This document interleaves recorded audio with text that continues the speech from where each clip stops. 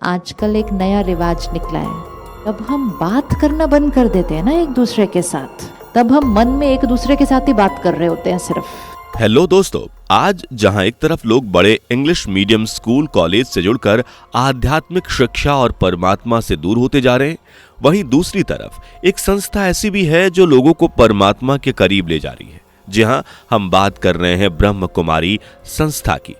क्या वाकई औरतों ने मिलकर इस संस्था को आगे बढ़ाया?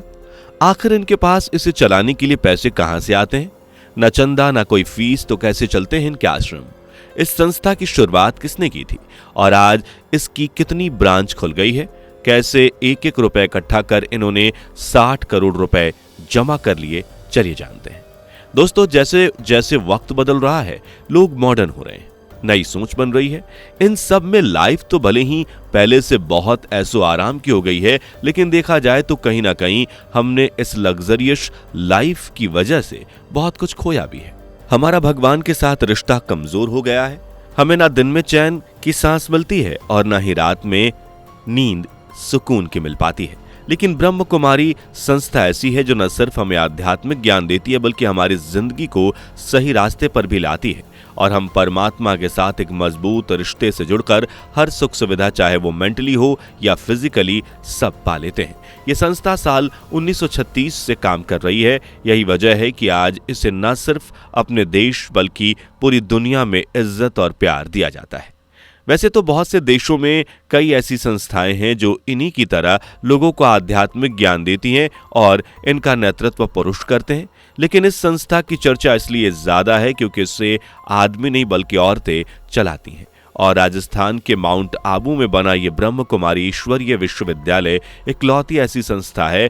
जब साल 1930 में इस संस्था की शुरुआत यानी कि स्थापना की गई तो इसका नाम ओम मंडली रखा गया था, लेकिन बाद में इसका नाम ब्रह्म कुमारी संस्था कर दिया गया। भले ही आज इसे महिलाओं के द्वारा चलाया जा रहा हो, लेकिन इसकी स्थापना लेखचंद कृपलानी ने की थी, जो कि सिंध के हैदराबाद में डायमंड का बिजनेस किया करते थे। लेकिन भगवान ने लेखराज को पैसों के साथ ज्ञान का भी धन दिया और फिर ये पूरी तरह से परमात्मा की सेवा में लग गए और इसी वजह से इन्हें प्रजापिता ब्रह्मा के नाम से जाना जाने लगा। शुरुआत में जब इस संस्था की कमान लेखराज की हाथों में थी तो उन्होंने पुरुषों को महिलाओं से कहीं भी ज्यादा इंपॉर्टेंस नहीं दी, बल्कि उन्होंने महिलाओं को आगे बढ़ाया और यही वजह थी कि उनके चले जाने के बाद इस संस्था की जिम्मेदारी महिलाओं पर आ गई और आज तक इसे महिलाएं ही चलाती हैं। आज दुनिया भर में इस संस्था को इतना ज्यादा पसंद किया जाता है कि दुनिया के करीब 133 देशों में इसकी 9000 ब्रांचेज हैं। साल 1981 में जब इस संस्था को संयुक्त राष्ट्र एनजीओ के सदस्य के रूप में मान्यता दी गई और साथ ही लोगों की सेवा करने के लिए इसे 7 शांति पुरस्कार भी दिए गए।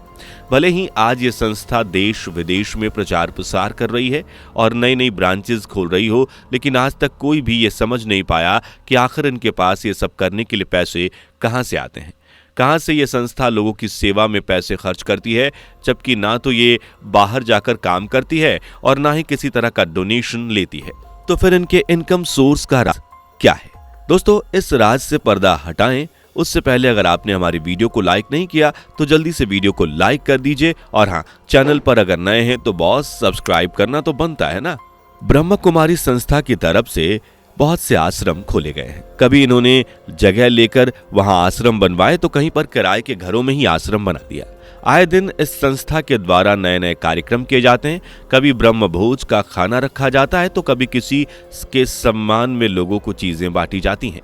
ऐसे में जाहिर है कि पैसों का खर्च पानी की तरह होता होगा, है ना दोस्तों? जबकि हमने आपको पहले ही बताया था कि ना तो ये संस्था किसी से पैसे मांगती है और ना ही भगवान का नाम इस्तेमाल करके लोगों को मजबूर करके उनसे पैसे ऐंठती है, बल्कि ये संस्था तो जो कोर्स कराती है उसके लिए भी कोई फीस नहीं लेती और ना ही लोगों के डेली क्लासेस के लिए कोई चार्ज वसूला जाता है। इस संस्था के द्वारा जो भी आध्यात्मिक से रिलेटेड क्लासेस दी जाती हैं वो एकदम फ्री ऑफ कॉस्ट होती है।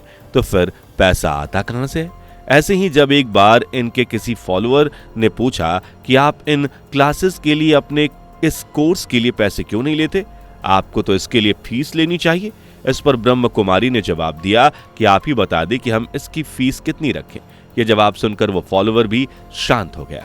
इस पर इन्होंने समझाया कि परमात्मा ने हमें मांगना नहीं सिखाया और ना ही ऐसा लिखा है, इसलिए इस संस्था में भी पैसे नहीं मांगे जाते। यहाँ जो लोग दान देते हैं, इस संस्था को डोनेट करते हैं, वो लोग जेब से अमीर नहीं होते, बल्कि यहाँ तो वो लोग दान देते हैं जो दिल से अमीर होते हैं। यहाँ जो भी दान करना चाहता है वो भगवान पर एहसान जताकर नहीं देता कि हमने भगवान की राह में या फिर भगवान के लिए पैसे दिए हैं, बल्कि जो इसे अपने परिवार की तरह समझता है वो पैसे देकर जाता है, जिसके बदले में भगवान उसे एक के बदले दो देते हैं। क्योंकि भगवान का धन असीमित है, वो कभी खत्म नहीं होता और ना ही उसे किसी के पैसों की जरूरत है। यही वजह है कि भगवान की कृपा से ये संस्था भी बिना किसी से पैसे लिए सालों से चली आ रही है। भगवान के इस घर में पैसे की कोई कमी नहीं है और ना ही इन लोगों के मन में पैसे के लिए कोई लालच। यहाँ कितना भी बड़ा आयोजन क्यों ना हो, लेकिन कभी भी पैसे की तंगी देखने को नहीं मिलती है, क्योंकि जहाँ भगवान होते हैं, उनका रूप होता है, वहाँ लोगों के धन की जरूरत उन्हें नहीं पड़ती। और ऐसा ही ब्रह्म कुमारी ईश्वरीय संस्थान के साथ भी है। यहाँ पैसा कहाँ से आता है और कौन देता है कोई नहीं जानता। ये कोई संस्था नहीं बल्कि एक परिवार है, जिसमें सभी लोग एक दूसरे के साथ घर के सदस्य बनकर रहते हैं। अगर उनके साथ खुशियां बांटते हैं तो गम में भी बराबर के शरीक होते हैं। यही वजह है कि इस संस्थान में लोग घर जैसा फील करते हैं और सभी प्यार के साथ रहते हैं। ऐसा नहीं है कि इन्हें स्कूलिंग एजुकेशन नहीं मिली है या फिर ये सिर्फ आध्यात्मिक ज्ञान के ही मालिक हैं। जी नहीं, इस संस्था से जो भी भाई बहन जुड़े हैं, इनमें कोई डॉक्टर है तो कोई इंजीनियर, वहीं कोई आर्किटेक्ट है जो कि इस संस्था से जुड़े हैं और इसे आगे बढ़ाने में फुली सपोर्ट भी करते हैं। इस संस्था पर भगवान का ही हाथ है, तभी तो बाहर के लोगों का जो भी काम लाखों में होता है, वहीं इस संस्था का हजारों रुपए में ही हो जाता है। ऐसे ही साल 1994 की बात है, जब ब्रह्मा कुमारी हेडक्वार्टर राजस्थान के माउंट आबू में ज्ञान सरोवर की स्थापना की जाने वाली थी। इसको बनाने में करीब 45 करोड़ का खर्चा बताया गया था, लेकिन इस संस्था के पास सिर्फ और सिर्फ 10 लाख रुपए ही थे। ऐसे में परेशानी ये थी कि इतने पैसे लाए कहां से, लेकिन इन लोगों को भगवान पर पूरा भरोसा था। ऐसे में दादी शिरोमणि प्रकाश जी ने बच्चों से 1-1 रुपए देने को कहा और इसी से इनके पास महज 3 महीने में 60 करोड़ रुपए जमा हो गए, जो कि बहुत बड़ी बात थी। और फिर जाकर इसे बनाने का काम शुरू हुआ। अब तो आप समझ गए होंगे कि इस संस्था का खर्च कैसे और कहां से चलता है। वैसे क्या आप भी इस संस्था से जुड़ना चाहते हैं? क्या आप इस संस्था के बारे में पहले से जानते थे? कमेंट सेक्शन में लिखकर जरूर बताएं। तो बस यही वीडियो को समाप्त करते हैं। अब आप हमें बताइए कि आपको ये वीडियो कैसी लगी। अच्छी लगी हो तो इसे लाइक और दोस्तों के साथ शेयर जरूर कर दीजिएगा। साथ ही अगर हमारे चैनल पर नए हैं और इससे पहली बार जुड़े हैं तो चैनल को सब्सक्राइब करना ना भूलें, बेल आइकन को प्रेस भी कर लें। मिलते हैं अगली वीडियो में, तब तक के लिए bye bye and take care. दोस्तों, आपको स्क्रीन पर 2 और वीडियोस दिखाई दे रही हैं, जिसे देखने के लिए स्क्रीन पर क्लिक करें।